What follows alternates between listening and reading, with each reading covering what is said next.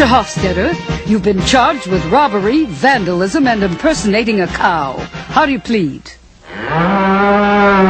90 days. Bailiff, call the next case. Now, the state versus Irving Burnside, Your Honor. Mr. Burnside, you're charged with a number of crimes here. It was that cat, Your Honor. A cat? Oh, yes, the cat. He did this to me. Everywhere I look, every place I go, that cat. Oh. Mr. Burnside, maybe you'd better start at the beginning. The beginning. Like there was this one time I was just barbecuing in my backyard. Hey, Alice, how do you want your burgers? You better make them rare, just in case that Arbuckle's cat is around.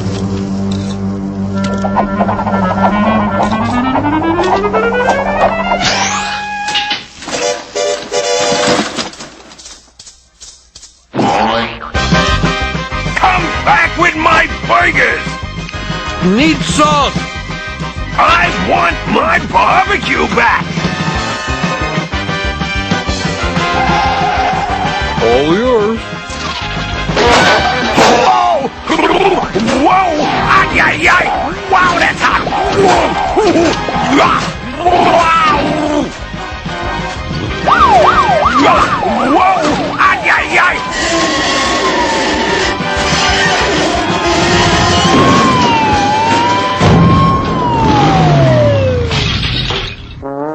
So that explains this ticket for speeding and reckless driving on a propane grill. It was that cat, Your Honor. But you ain't heard the worst of it. There was this one time. He comes to my door dressed like a little kid in a cat suit. Trick or treat. Oh, hi, kid. I'll get you some candy. Here you go. You don't like it? Wait, I got some cookies. Here you go, chocolate chip cookies. Whoa! What do you want, kid? The only other thing I got in the house is my wife's roast beef, mashed potatoes, and creamed corn. Tell me one more time, Irv. What did you do with the dinner I made? Well, honey, the kid was crying, and I still ain't figured out how he done it. Well, tricks like that do happen on Halloween. Yeah, but this was April 9th, Judge. But wait, you ain't heard the worst of it. One night, I decides to walk down to Vinny's on the corner to get a pizza. Soon as I'm out of the house, the cat repaints my front door another color. Not only that, he changes the number on my house. The result is, when I comes back, hey, this ain't my house. And while I'm trying to figure that one out, well, I spent the next 3 hours trying to find my way home. This must be how Italian bats dine. And when I got home, I found I had an empty pizza box. Mr. Burnside, have you ever considered talking to the cat's owner? Why, sure have, Your Honor. I went to see this Arbuckle guy, and I was so reasonable with him. No, please, Mr. Burnside. When I get my hands on you, Arbuckle... I know my cat is a little hungry. Poland could live for a year on what your cat eats. Mr. Burnside, don't I have a choice? Sure. What hospital do you want to be taken to? Look, I'm sorry about my cat. Why don't you take your wife out to a fancy dinner? On me. Well, I tries to be reasonable. That's fair. So he suggests I take my wife to Café Parisien or Parlez Vous. You know, one of them fancy Frenchy places where they charge for the water. Oh, this is so nice, Irv. What a lovely surprise.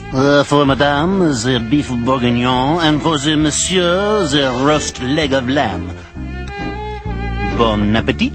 Well, this place was so fancy, they even had this guy walking around playing violin music. Hey! Some people just don't appreciate good music. That was the last straw. I was determined to find that cat. Everywhere I goes, there he is. I can't take it anymore. Hey, pal, have you seen a cat?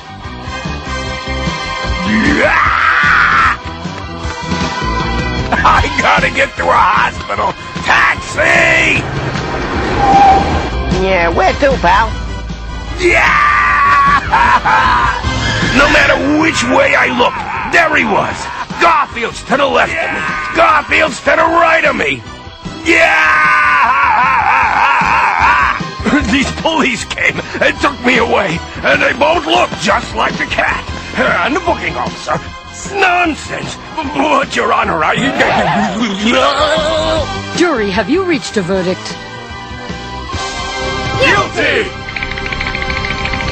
For not giving all your food to that cat, I sentence you to life in prison! Life in prison?